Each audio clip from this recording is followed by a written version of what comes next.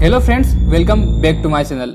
और आज का वीडियो बहुत ही स्पेशल होने वाला है बिकॉज आज की इस वीडियो में हम बात करने वाले हैं कि आप एक्सेल के साथ में चैट जीपीटी का यूज कैसे कर सकते हैं, वो भी एडवांस तरीके से।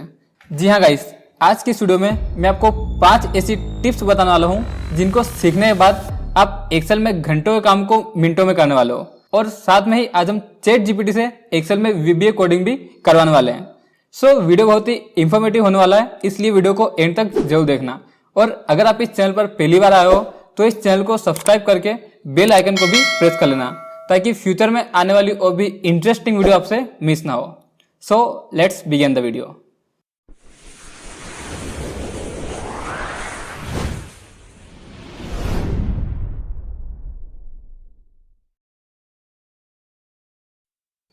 Tips number 1।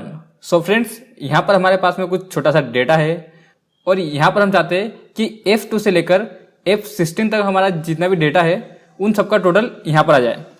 बट मुझे नहीं पता है कि एक्सेल के अंदर अमाउंट का टोटल करने के लिए कौन सा फॉर्मूले का यूज करते हैं। तो चलिए हम यहाँ पर चैट जीपीटी से पूछते हैं कि एक्सेल के अंदर इस अमाउंट का टोटल करने के लिए कौन से फॉर्मूले का यूज होगा।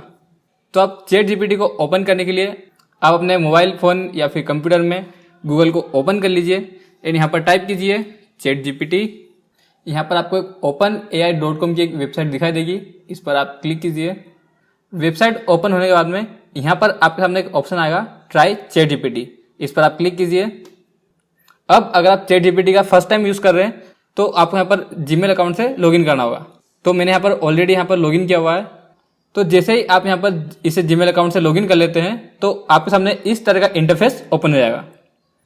अब यहाँ पर आपके सामने एक मैसेज टाइप करने के लिए यहाँ पर आपको इनबॉक्स मिल जाएगा। यहाँ पर आप अपने अकॉर्डिंग कुछ भी क्वेश्चन चैट जीपीटी से पूछ सकते हैं। तो चलिए मैं यहाँ पर हिंदी में टाइप करता हूँ। मेरे पास F2 से लेकर F16 तक जो भी अमाउंट है मुझे उसका टोटल करना है। एक्सेल में इसका फॉर्मूला क्या होगा। तो अब देखिए, जिस तरह से हम व्हाट्सएप पर चैटिंग करते हैं सेम ऐसे ही सिंपल भाषा में मैंने यहाँ पर टाइप कर दिया और अब मैं यहाँ पर इसे सेंड करता हूँ।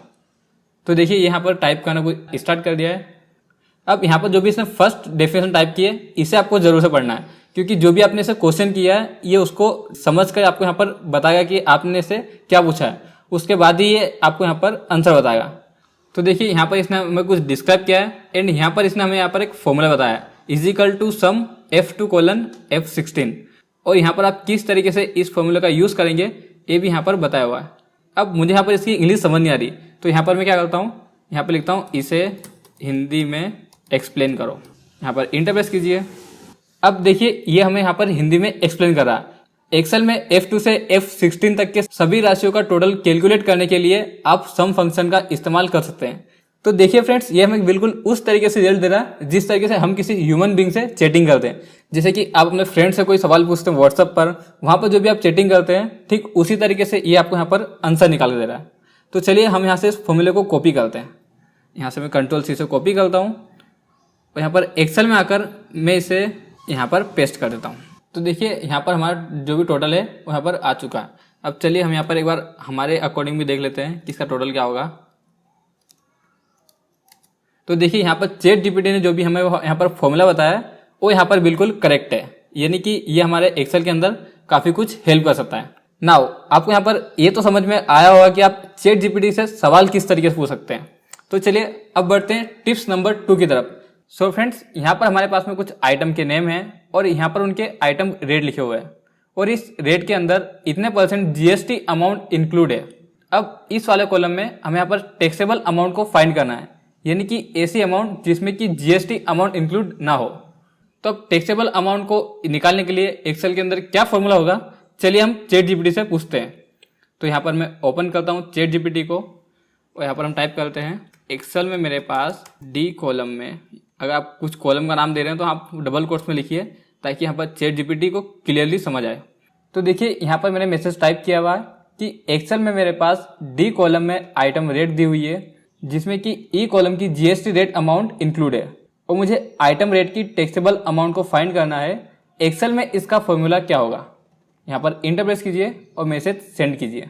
तो देखिए इसने हमें यहाँ पर एक फॉर्मूला बताया हुआ है कि आप टैक्सेबल अमाउंट को फाइंड इस तरीके से कर सकते हैं। तो यहाँ पर मैं इस फॉर्मूले को कॉपी कर लेता हूँ और यहाँ पर एक्सेल में आकर इस फॉर्मूले को पेस्ट कर देता हूँ। अब यहाँ पर कुछ स्पेस भी ऐड है, तो आपको यहाँ पर स्पेस को रिमूव कर देना है। यहाँ पर रिमूव कर देता हूँ और सिंपल आप यहाँ पर इंटर प्रेस कीजिए। इसका शायद फॉन्ट कलर वाइट है, तो इसके लिए हमें इसका फॉन्ट कलर चेंज करना होगा इस तरीके से। अब देखिए यहाँ पर वैल्यू एरर आ रहा है। तो यहाँ पर वैल्यू एरर क्यों आ रहा है? क्योंकि यहाँ पर D1 है और यहाँ पर E1 है, यानी कि ये जो फॉर्मूला है यहाँ पर रो नंबर 1 में काम कर रहा है और हमने इस फॉर्मूले को रो 2 में इंसर्ट किया है। तो आपको सिंपल यहाँ पर इसे D2 कर देना है और यहाँ से भी आपको इसे E2 कर देना है। यहाँ पर इंटर प्रेस कीजिए। तो अब देखिए यहाँ पर इसकी टैक्सेबल अमाउंट आ चुकी है। अब जैसे ही आप इस फॉर्मूले को नीचे तक ड्रैग करेंगे तो यहाँ पर सबकी टैक्सेबल अमाउंट आ जाएगी। अब ये अमाउंट एग्जैक्ट है या नहीं, चलिए हम इसे एक बार चेक कर लेते हैं। तो यहाँ पर मैं टाइप करता हूँ equal to this into GST rate. तो यहाँ पर हम इसे कंफर्म करते हैं, taxable amount into GST rate और यहाँ पर परसेंटेज का सिंबल आ रही है एंड यहाँ पर इंटर प्रेस करते हैं। तो देखिए यहाँ पर हमारा GST अमाउंट आ चुका है। अब सिंपल हम यहाँ पर equal to taxable amount plus GST rate कर देंगे। तो देखिए सेम टू सेम वही वैल्यू आ रही है जो कि हमारी इस वाले सेल में टाइप है। तो देखिए जो भी हमारा इंक्लूडिंग GST रेट था वो सेम टू सेम वही अमाउंट यहाँ पर आ चुका है, यानी कि हमारा टैक्सेबल अमाउंट एकदम करेक्ट है। तो एक्सेल के अंदर कुछ ऐसे फॉर्मूलास है जो कि आपको नहीं पता है, तो आप स्टेप बाय स्टेप ChatGPT को बताकर उससे आप यहाँ पर 2 मिनट में ही फॉर्मूले को निकलवा सकते हो। सो उम्मीद करता हूँ गाइस यह ट्रिक आपको जरूर पसंद आएगी। तो चलिए बढ़ते हैं टिप्स नंबर 3 की तरफ। Tips number 3। सो फ्रेंड्स यहाँ पर मेरे पास में कुछ इस तरह का डेटा है जिसमें कि यहाँ पर कुछ कॉल्स के नेम है और यहाँ पर उन कॉल्स की फीस है। अब यहाँ पर हमें पता करना है कि इस पूरे डेटा में से केवल टेली कॉल्स की हमें टोटल फीस कितनी रिसीव हुई है, उन सबका टोटल मुझे यहाँ पर चाहिए। अब इस डेटा में से टेली कॉल्स की फीस को सम करने के लिए एक्सेल के अंदर कौन सा फॉर्मूला यूज होगा और किस तरीके से यहाँ पर फॉर्मूले का यूज होगा ये मुझे बिल्कुल भी आइडिया नहीं है। तो चलिए हम यहाँ पर ChatGPT से पूछते हैं कि क्या वो इस डेटा में से केवल टेली कॉल्स का सम कर सकता है। तो यहाँ पर मैं ChatGPT को ओपन कर लेता हूँ और यहाँ पर मैं टाइप कर देता हूँ। तो देखिए यहाँ पर मैंने टाइप कर दिया। मेरे पास B कॉलम में कॉल्स नेम है और C कॉलम में कॉल्स फीस है और एक्सेल में टेली कॉल्स की जितनी भी फीस है मुझे उसका टोटल करना है। एक्सेल में इसका फॉर्मूला क्या होगा? अब अगर आप यहाँ पर ध्यान से देखेंगे तो यहाँ पर मैंने कॉलम के नेम को डबल कोट्स के अंदर टाइप किया है ताकि यहाँ पर ChatGPT इजीली समझ सके। उसके बाद यहाँ पर आपको सिंपल इंटर प्रेस कर देना है और अभी हमें यहाँ पर बता रहा है कि to calculate the total fees of all tele calls. और देखिए यहाँ पर इसने हमें एक फॉर्मूला रिकमेंड किया है जो कि है सम इफ, और किस तरीके से हमें इसका यूज करना है ये भी हमें यहाँ पर बता रहा है। तो यहाँ से करवा मैं इस फॉर्मूले को कॉपी और यहाँ पर आके मैं इस सेल में इस फॉर्मूले को पेस्ट कर देता हूँ। तो देखिए यहाँ पर हमारा इस तरीके से फॉर्मूला आ चुका है। अब अगर आप यहाँ पर ध्यान से देखिए तो यहाँ पर कुछ स्पेस भी ऐड है, तो आपको यहाँ पर स्पेस को ध्यान में रख के इसे रिमूव कर लेना है, आपको इंटर प्रेस कर देना है। अब यहाँ पर कुछ भी नहीं बता रहा है तो क्योंकि यहाँ पर इसका जो फॉन्ट कलर है वो यहाँ पर चेंज हो चुका है, तो यहाँ से मैं इसकी फॉर्मेटिंग को कॉपी करके यहाँ पर पेस्ट कर देता हूँ। और ये देखिए ये हमें यहाँ पर टोटल बता रहा है 17,500। तो चलिए हम यहाँ पर इसे क्रॉस चेक करते हैं।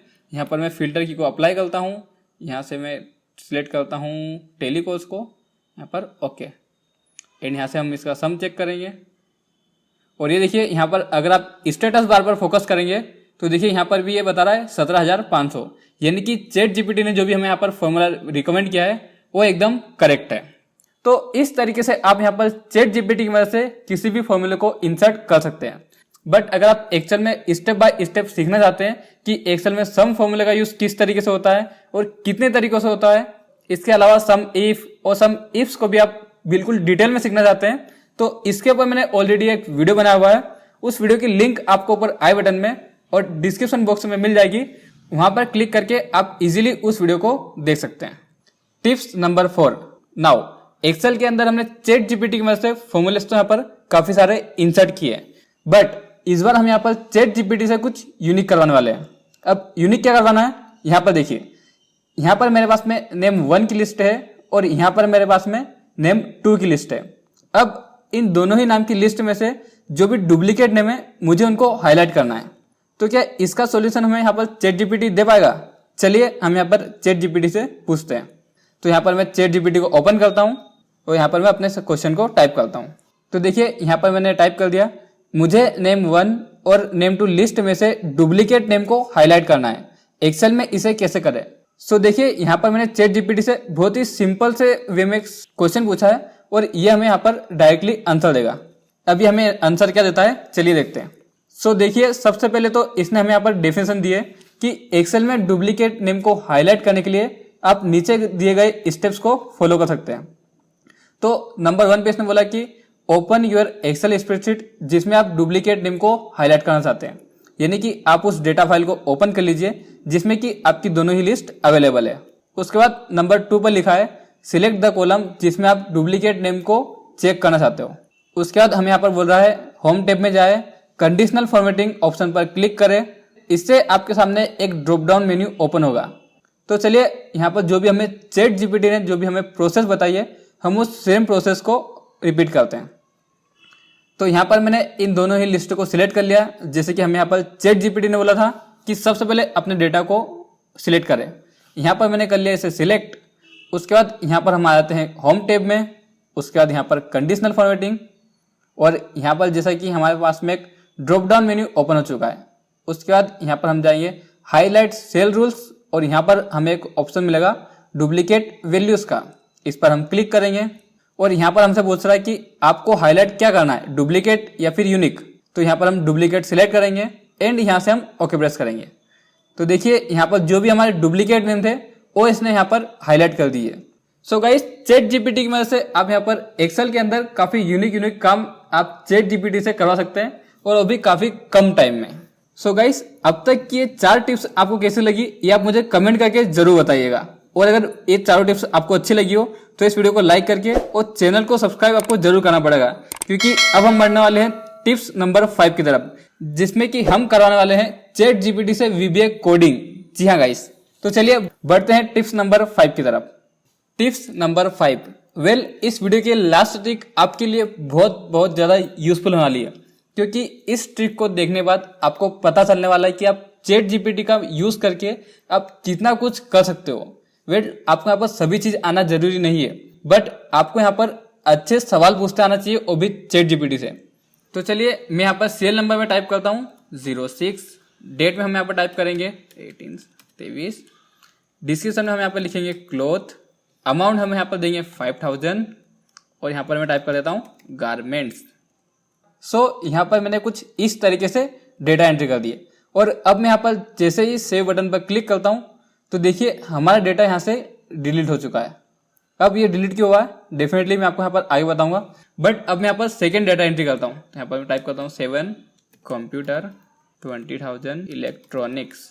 तो यहाँ पर मैंने इस तरीके से सेकेंड डेटा एंट्री कर दी और अब मैं यहाँ पर फिर से सेव बटन पर क्लिक करता हूँ तो देखिए फिर से हमारा डेटा यहाँ से डिलीट हो चुका है।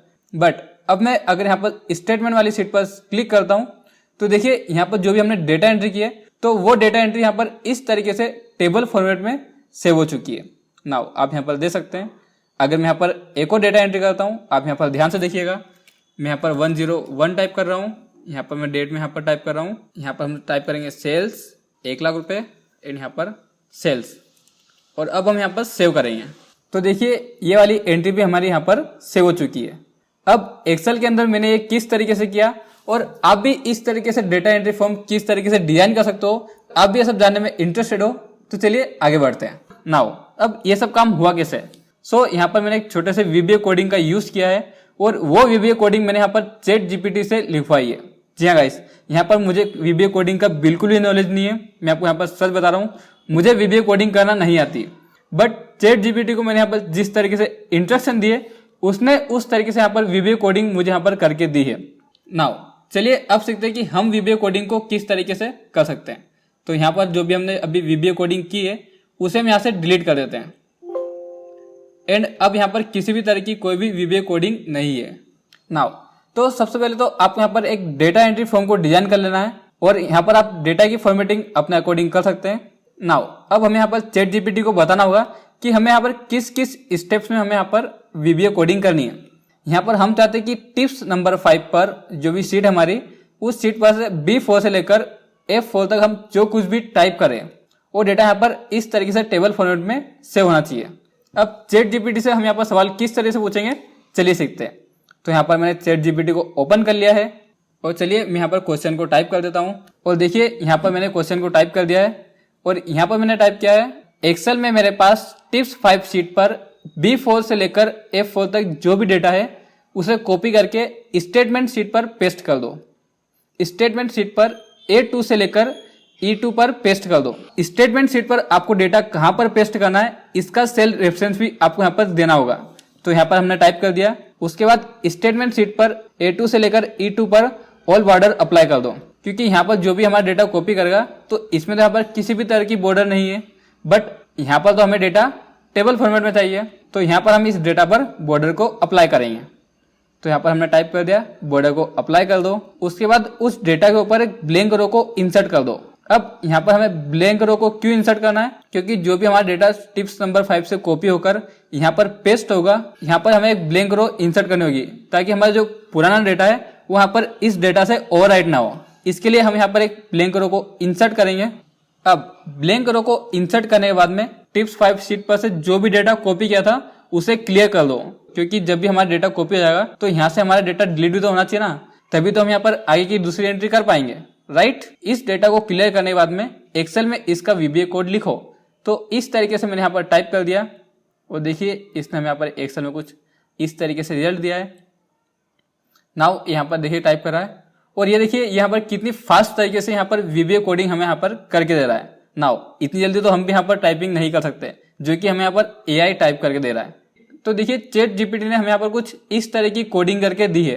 अब आपको एक्सेल के अंदर इस कोड का यूज कैसे करना है ये भी आपको यहाँ पर चैट जीपीटी ने बताया हुआ है। आप यहाँ पर स्टेप बाय स्टेप फॉलो कर सकते हैं। तो यहाँ पर मैं सिंपल इस कोड को यहाँ से कॉपी कर लेता हूँ। उसके बाद यहाँ पर मैं Alt F11 प्रेस करता हूँ। तो यहाँ पर आपके सामने इस तरीके की विंडो ओपन हो जाएगी, या फिर आप सिंपल यहाँ पर डेवलपर टैब में आकर यहाँ से विजुअल बेसिक पर भी क्लिक कर सकते हैं। तो यहाँ पर भी आपके सामने सेम विंडो ओपन हो जाएगी। अब सिंपल आप यहाँ पर इंसर्ट टैब में आइए और यहाँ से आप एक न्यू मॉड्यूल को इंसर्ट कर लीजिए। अब यहाँ पर आपके सामने मॉड्यूल की एक विंडो ओपन हो जाएगी। यहाँ पर आपको सिंपल Ctrl+V से इस पूरे कोड को पेस्ट कर देना है। एंड यहाँ पर आपको चेक कर लेना है कि जो भी आपने यहाँ पर शीट नेम दिया था और जो भी आपने यहाँ पर सेल रेफरेंस दिया है वो आपको यहाँ पर प्रॉपर होना चाहिए। अब सभी डिटेल्स चेक करने के बाद में आपको यहाँ पर इस कोड को रन करके देखना है कि यहाँ पर जो भी हमारी कोडिंग है ये बिल्कुल परफेक्ट तरीके से वर्क कर रही है या नहीं। तो यहाँ पर मैं इस रन बटन पर क्लिक करता हूँ और देखिए इसमें यहाँ पर कोई भी बग्स हमें देखने को नहीं मिला है, यानी कि हमारी कोडिंग परफेक्ट है। आप कोड को रन करने के लिए F5 बटन का भी यूज कर सकते हैं। अब सिंपल आप यहाँ पर क्लोज बटन पर क्लिक कीजिए। अब सबसे पहले आपको यहाँ पर इस कोड को रन करने के लिए एक छोटे से बटन को बनाने की जरूरत होगी। तो बटन बनाने के लिए मैं यहाँ पर एक छोटे से शेप को इंसर्ट कर लेता हूँ। तो मैं यहाँ पर आता हूँ इंसर्ट टैब में, यहाँ से मैं शेप्स पर, और यहाँ से मैं एक शेप को इस तरीके से ड्रॉ कर लेता हूँ। यहाँ से आप अपने अकॉर्डिंग इसकी फॉर्मेटिंग चेंज कर सकते हैं। और यहाँ पर मैं टाइप कर देता हूँ सेव, और यहाँ से आप इसकी अलाइनमेंट को चेंज कर दीजिए। सो नाउ हमारे पास में इस तरह का एक बटन बनकर आ चुका है। अब सिंपल आप इस शेप को सिलेक्ट कीजिए और यहाँ पर आप राइट क्लिक कीजिए। जैसे ही आप यहाँ पर राइट क्लिक करेंगे तो यहाँ पर आपको एक ऑप्शन दिखाई देगा असाइन मैक्रो का, इस पर आप क्लिक कीजिए एंड यहाँ पर आपका जो भी मैक्रो होगा वो आपको यहाँ पर दिखाई देगा। यहाँ पर आप सिंपल इस मैक्रो को सिलेक्ट कीजिए एंड यहाँ पर आप ओके प्रेस कीजिए। अब ये जो सेल है यहाँ पर इस मैक्रो से लिंक हो चुका है। तो चलिए अब हम यहाँ पर डेटा एंट्री करते हैं। तो यहाँ पर मैं टाइप करता हूँ 1001। डेट में हम यहाँ पर टाइप करेंगे 10/23, कीबोर्ड, अमाउंट, कैटेगरी, और यहाँ पर हम सेव बटन पर क्लिक करेंगे। तो देखिए यहाँ पर हमारा डेटा डिलीट हो चुका है, यानी कि हमारा मैक्रो काम कर रहा है। अब मैं यहाँ पर स्टेटमेंट वाली बटन पर क्लिक करता हूँ। तो देखिए यहाँ पर हमारा डेटा आ चुका है। अगर गलती से नीचे की साइड में भी एक ब्लैंक रो इंसर्ट हो गई है तो यहाँ से आप सिंपल डिलीट कर दीजिए। और अब हम यहाँ पर करेंगे सेकेंड एंट्री। यहाँ पर हम लिखते हैं 1002 इलेक्ट्रॉनिक एंड सेव। तो देखिए यहाँ पर हमारी सेकेंड एंट्री भी आ चुकी है। और जैसे जैसे आप यहाँ पर कंटिन्यू डेटा एंट्री करते जाएंगे वैसे वैसे आपको यहाँ पर इस टेबल फॉर्मेट में आपको यहाँ पर डेटा सेव होता रहेगा। सो उम्मीद करता हूँ गाइस इस वीडियो की 5 टिप्स आपको जरूर पसंद आएगी। और यहाँ पर तो मैंने आपको केवल 5 एग्जाम्पल्स बताए कि आप चैट जीपीटी का यूज करके किस तरीके से आप एक्सेल में काफी फास्ट तरीके से काम कर सकते हैं। एंड जो काम आपको नहीं आता है वो काम भी आप यहाँ पर चैट जीपीटी की मदद से कर सकते हैं। अब यहाँ पर मैंने आपको इस वीडियो में 5 टिप्स बताई, बट मैं चाहता हूँ कि आप इन 5 टिप्स का यूज करके आप कुछ ऐसा चैट जीपीटी की मदद से करें जो कि आपका काफी सारा टाइम सेव करे।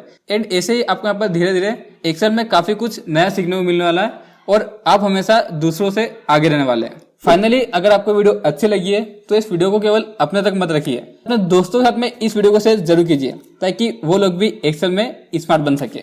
फाइनली इस वीडियो को लाइक कीजिए और ऐसे ही और भी इंटरेस्टिंग वीडियोस देखने के लिए हमारे चैनल को सब्सक्राइब कीजिए। Thanks for watching guys.